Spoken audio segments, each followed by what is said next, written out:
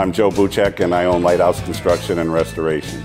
Been in business 41 plus years. Been focusing on commercial build-outs, remodels, handicap facilities for parents when they move in with their kids and they need to have additional spaces and accommodate wheelchairs or walkers and walk-in showers, things like that.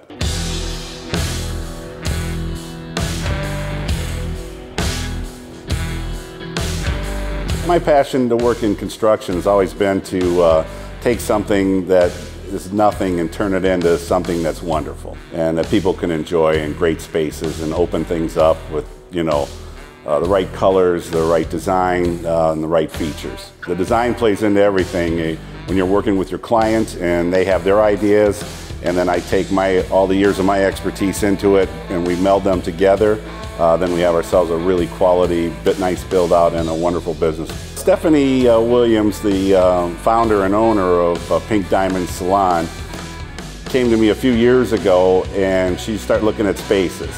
She educated herself, got very well acclimated to the business sense, and when you meet her and you see her personality, you'll know why this place looks the way it does.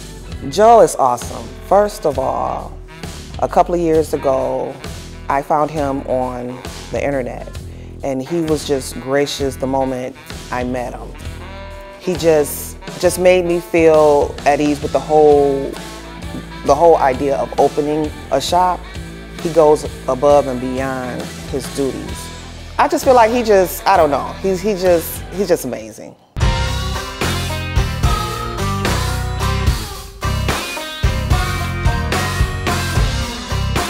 Your client is everything, okay? If you got a client that's that's willing to listen and you're willing to listen to them, which is has to go both ways that way, and then you get your process going together.